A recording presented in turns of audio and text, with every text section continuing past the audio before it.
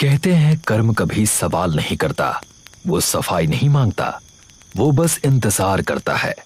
समय के साथ वो रास्ता बदल लेता है, चेहरे बदल लेता है, पर मंजिल कभी नहीं बदलता। जो आग कभी किसी और के लिए जलाई जाती है, वही आग एक दिन अपना हक मांगने लौटती है। आज की ये रात भी वैसी ही है। मुख्य घाट से दूर एक सुनसान शमशान में राख की मोटी परत जमी है।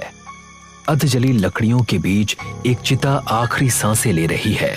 उसी बुझती आग के सामने एक अघोरी साधु बैठा है, आंखें बंद, बदन पर राख लिपटी हुई, जटाएं वक्त का बोझ उठाए हुए। उसके होठ लगातार मंत्र बुदबुदा रहे हैं। आवाज नहीं है पर जिद है, और हर मंत्र के साथ वो जमीन से राख उठाकर आग को सौंप देता है। आग अजीब ढंग से फड़फड़ाती है, उठना नहीं चाहती। साधु की श्वास भारी हो जाती है, भक्ति के हाथ ऊपर उठते हैं, जैसे खुद को पूरी तरह इस क्रिया में खो देना। तभी अचानक आग बुझ जाती है। चारों तरफ एक डरावनी खामोशी छा जाती है। साधु माथा जमीन से लगाता है और जब दोबारा नजर उठाता है तो राख और लकड़ियों के बीच से एक आकृति उभरने लगती है, धीरे, अधूरी, शांत। एक स्त्री की आत्मा, ना चीख ना छटपटाहट, बस ऐसी निगाहें जिनमें असहनीय अधिकार है। वो सीधे साधु को देखती है। पहले साधु के चेहरे पर हल्की मुस्कान आती है। उसे लगता है क्रिया सफल हो गई, लेकिन पल भर में मुस्कान जम जाती है। उसकी रुद्राक्ष की एक माला चटक कर राख में गिरती है। सीने पर एक पतली सी रेखा उभर आती है, जैसे किसी ने बिना छुए आर पार कर दिया हो। हवा थम जाती है, नदी की आवाज गायब हो जाती है, और अगले ही पल साधु हांफते हुए जमीन पर ढेर हो जाता है। ठंडी जमीन पर अघोरी साधु निशब्द पड़ा है। उसके चारों ओर उसकी पूजा की चीजें बिखरी हुई हैं। राख अब भी उसके बदन से चिपकी है। धीरे धीरे उसकी आंखें खुलती हैं। वो हड़बड़ाकर उठ बैठता है। पीछे चिता पूरी तरह जल चुकी है, बस अंगारों की हल्की लालिमा बची है। वो उसे उलझन में घूरता है कि उसने उसे ऐसा तो नहीं छोड़ा था। उसके बाद वो चारों तरफ नजर दौड़ाता है, उस आत्मा को ढूंढता है, लेकिन वो कहीं नहीं है। वो फिर से मंत्र जपने की कोशिश करता है। होठ हिलते हैं पर कोई आवाज नहीं आती। आग में कोई हलचल नहीं है। हवा भी जैसे बेपरवाह खड़ी है। पहली बार उसकी आंखों में डर उतर आता है। बिना एक शब्द बोले वो अपनी चीजें समेटता है और शमशान से बाहर निकल जाता है। उस अंधेरी पगडंडी पर अपने ख्यालों में खोए हुए जो जंगल की ओर जाती है, उसके पीछे राख की परत हल्के से सरकती है, मानो कोई अनदेखी चीज अब जाकर आजाद हुई हो। अघोरी साधु जब अपने आश्रम लौटता है तो वहां गांव वालों की भीड़ जमा मिलती है। वो सबको सख्ती से हटाता है और भीतर कदम रखते ही ठिठक जाता है। रात की आंधी ने उसके आश्रम को कचरे के ढेर में बदल दिया है। चारों तरफ गंदगी, टूटी लकड़ियां और बिखरा हुआ सामान पड़ा है। जिन चीजों को उसने सालों की साधना के बाद जुटाया था, वो सब मिट्टी में मिल चुकी हैं। शास्त्रों की पुस्तकें फटी पड़ी हैं, मूर्तियां खंडित पड़ी हैं, और उस जगह पर कहीं भी दया या पवित्रता का कोई निशान नहीं बचा है। ऐसा लगता है जैसे किसी ने जानबूझकर उसकी आस्था और तपस्या को कुचल दिया हो। महाराज जी, ये कैसे हो गया? कोई बात नहीं, साधु के लिए सब राख समान होती है। पर महाराज जी, गांव का एक भी घर तस से मस नहीं हुआ, पर आपका ही घर। भगवानों की मूर्ति को तो देखिए, क्या ये किसी खतरे की निशानी है? भगवान सबका भला करेंगे, आप निश्चिंत रहिए। आप सब अपने घर को जाइए, मैं इसे देख लूंगा। गांव वाले उसकी बात से सहमत होकर एक एक करके वहां से चले जाते हैं। कुछ ही देर में अघोरी साधु पूरी तरह अकेला रह जाता है। वो चारों ओर फैली तबाही को चुपचाप देखता है। टूटी हुई चीजों और राख में बदले अपने आश्रम को निहारता है। फिर वो वहीं खड़ा होकर मंत्र जपने लगता है और धीरे से अपनी आंखें बंद कर लेता है। उस सन्नाटे में बस उसकी सांसों और अधूरी प्रार्थना की मौजूदगी रह जाती है। अघोरी साधु हवन कुंड के पास बैठा मंत्र का उच्चारण कर रहा है। मंत्र पूरा होते ही वो आदतन राख की एक चुटकी अग्नि में डालता है, लेकिन उसी पल आग बुझ जाती है। वो झटके से अपनी आंखें खोलता है। सामने खटी इस अनहोनी को देखकर उसकी सांस थम सी जाती है। ये क्या? ऐसा तो कभी नहीं हुआ। नहीं, ये घोर अनर्थ है। जिस वक्त वो इस बात पर सोच में डूबा होता है, उसी वक्त उसे एक बच्ची की हंसी सुनाई देती है। वो सिर घुमाकर जंगल की ओर देखता है और उसे दूर खड़ी एक बच्ची दिखाई देती है। कौन हो तुम? बच्ची खामोश रहती है। डरो मत, मैं तुम्हें कुछ नहीं करूंगा। कौन हो तुम? बच्ची अचानक मुड़कर जंगल की ओर दौड़ पड़ती है। साधु उठता है और उसका पीछा करता है, लेकिन देखते ही देखते वो पेड़ों के बीच गायब हो जाती है।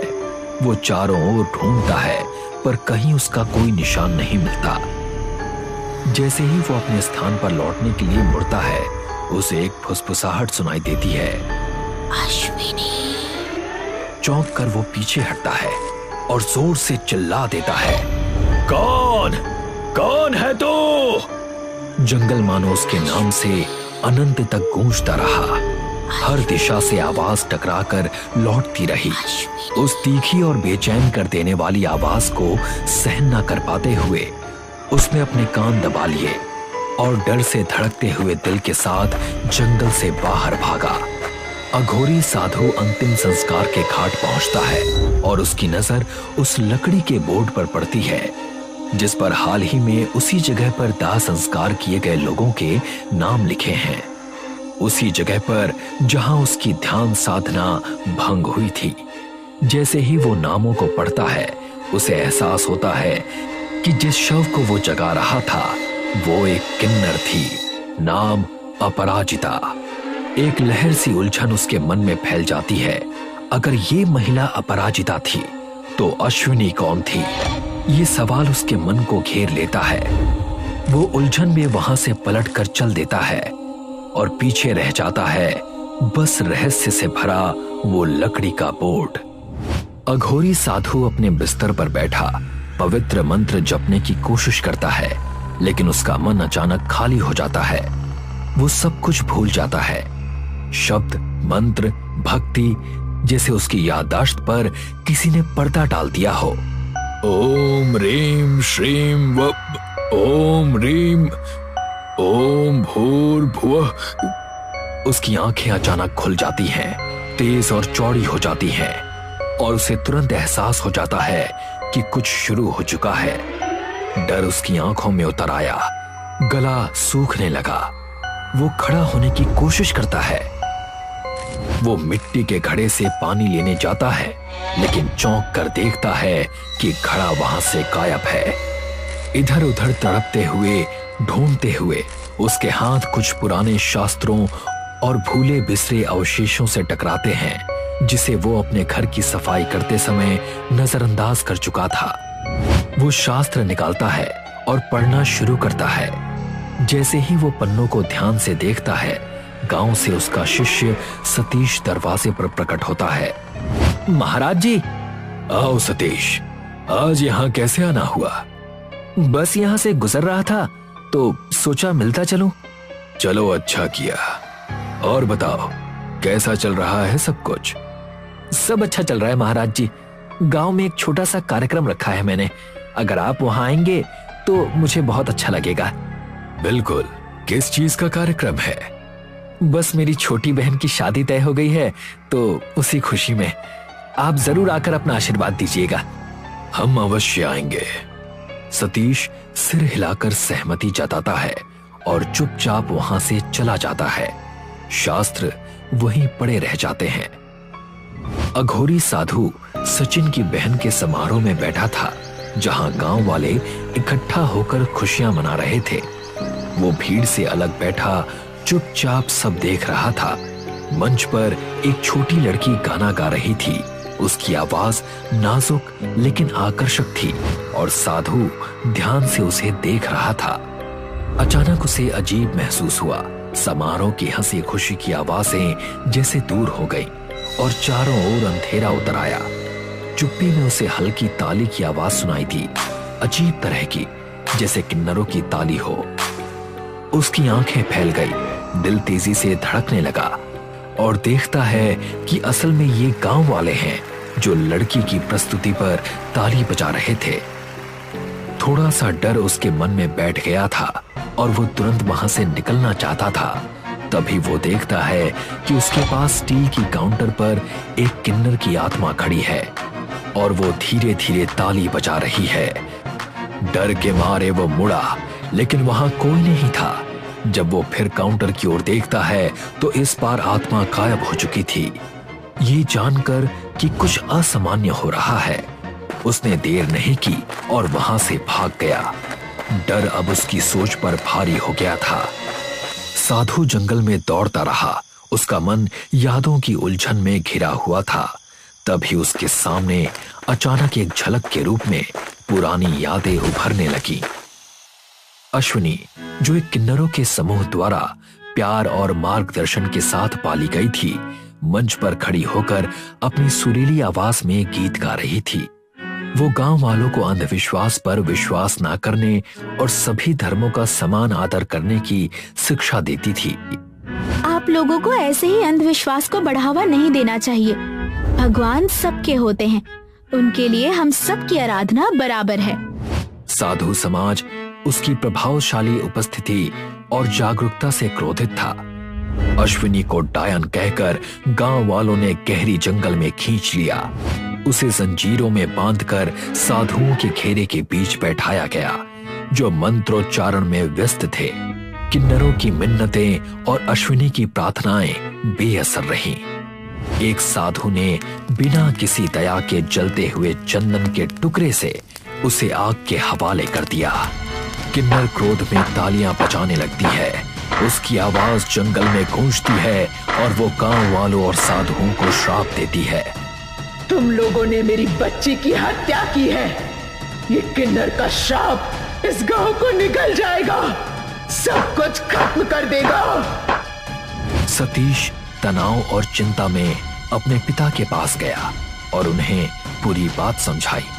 पापा, मंडप के बाहर एक बड़ा शॉर्ट सर्किट हो गया। जैसे ही उसके पिता उसकी ओर मुड़ते हैं और कुछ कहने ही वाले होते हैं कि तभी अचानक एक भयंकर विस्फोट पूरे क्षेत्र को एक ही दम में अपनी भयानक आग में घेर लेता है। साधु दूर से विस्फोट को देखता रहा, उसकी आंखों में आंसू भर आए।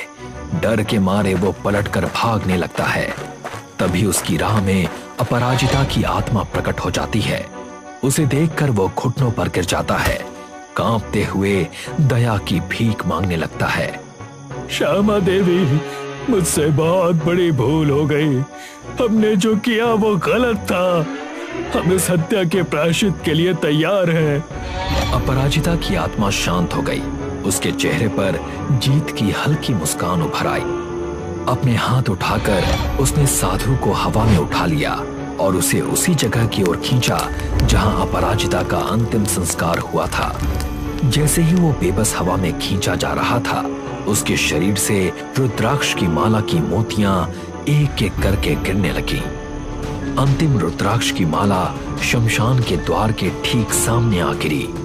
एक भयानक ताकत के साथ अपराजिता ने उसे हवा में फेंक दिया और वो साधु सीधे उसी जगह पर गिरा जहां उसका दाह संस्कार हुआ था।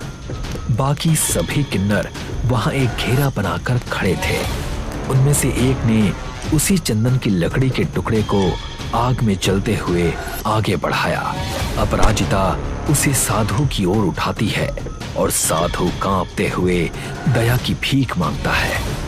नहीं, नहीं, मुझे माफ कर दो। नहीं। अपराजिता जलती हुई अग्नि साधु पर गिरा देती है और वो पूरी तरह जल उठता है। उसके चीखते स्वर हवा में गूंजते हैं और अचानक उस दृश्य के साथ जुड़ जाते हैं जिसमें बेरहमी से उन्होंने अश्विनी को जलाया था।